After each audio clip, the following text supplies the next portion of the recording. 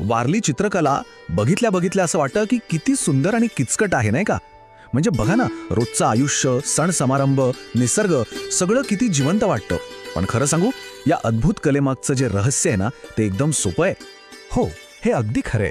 विचार करा, हे सगळं जग म्हणजे माणसं, प्राणी, डोंगर, दऱ्या एवढंच नाही तर त्यांच्या श्रद्धा सुद्धा, हे सगळं उभं राहतं फक्त आणि फक्त 4 बेसिक आकारांवर. पण हे शक्य तरी कसं आहे?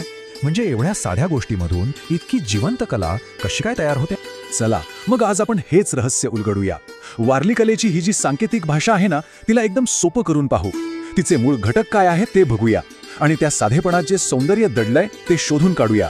तर सुरुवात करूया अगदी मुळापासून. असंच समजा की वारली चित्रकला ही एक भाषाच आहे आणि प्रत्येक भाषेसारखी तिची स्वतःची एक बाराखडी म्हणजे वर्णमाला आहे. पण गंमत अशी आहे की या वर्णमालेत फक्त 4च अक्षर आहेत. हो, फक्त 4 बेसिक आकार, आणि या 4 अक्षरांवरून प्रत्येक चित्र, प्रत्येक गोष्ट तयार होते.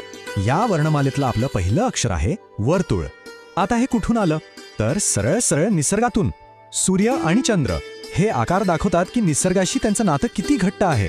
किती सोपं पण तितकंच अर्थपूर्ण. आता पुढचा आकार आहे त्रिकोण, आणि हा तर खरं सांगायचं तर या भाषेचा खरा ऑलराऊंडर आहे.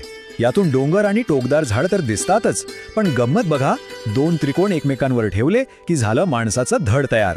म्हणजे बघा, एकाच आकारातून निसर्ग पण दिसतो आणि माणूस पण. आता हा आकार जरा महत्वाचा आहे, त्यामुळे नीट लक्ष द्या. चौरस किंवा आयत हा काही असं रोजच्या वापरातला आकार नाहीये. हा आकार राखीव आहे, खास महत्वाच्या आणि पवित्र गोष्टींसाठी. उदाहरणार्थ देवघर किंवा एखादा पवित्र झाड किंवा मग माणसांनी वसवलेलं गाव. आणि आपली ही वर्णमाला पूर्ण करते सरळ रेषा. ह्या रेषा म्हणजे काय? तर जणू काही सगळ्या चित्राला एकत्र बांधून ठेवणारा एक धागाच आहे. ह्याच रेषांमुळे माणसांना हातपाय फुटतात, घरांवर छप्पर येतं आणि प्राण्यांना त्यांचं शरीर मिळतं. तर ही आहे आपली वारली कलेची सोपी सरळ वर्णमाला. वर्तुळ निसर्गासाठी, त्रिकोण डोंगर आणि माणसांसाठी, चौरस फक्त खास पवित्र गोष्टींसाठी, आणि रेषा या सगळ्यांना जोडायला. बस एवढंच आहे यामागचं सगळं रहस्य. खरं तर अविश्वसनीय वाटतं, नाही का? ठीक आहे, तर आता अक्षरं शिकून झाली. आता काय? आता ह्या अक्षरांना जोडून वारली कलेतला सगळ्यात महत्वाचा शब्द तयार करायला शिकूया, आणि तो शब्द आहे माणूस. आणि बघा, हे किती सोपं आहे.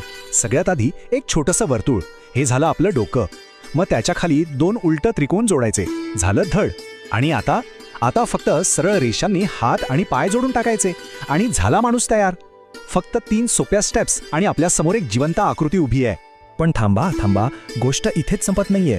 जसं प्रत्येक भाषेला फक्त अक्षर असून चालत नाहीत, तिला तिचं व्याकरण म्हणजे ग्रामर लागतं, तसंच वारली कलेचंही आहे.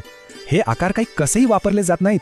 त्यांच्या वापरामागे एक विचार आहे, एक नियम आहे, आणि हाच नियम या चित्रांना एक वेगळा खोल अर्थ देत. हा नियम काय आहे हे या तक्त्यावरून एकदम स्पष्ट होतं. बघा, वर्तुळ, त्रिकोण आणि रेषा हे आकार कशासाठी? तर रोजच्या जगण्यासाठी, निसर्गातल्या गोष्टींसाठी. पण चौरस आणि आयत ते फक्त आणि फक्त तेव्हाच वापरले जातात जेव्हा गोष्ट महत्वाची किंवा पवित्र असते. आणि कलेला असलेली ही विचारांची शिस्त आहे ना, हेच तिचं खरं वेगळेपण आहे. तर या सगळ्यामधून आपण काय शिकलो? याचा अर्थ एकच आहे की कधी कधी जगातल्या सगळ्यात सुंदर गोष्टी या सगळ्यात सोप्या असतात.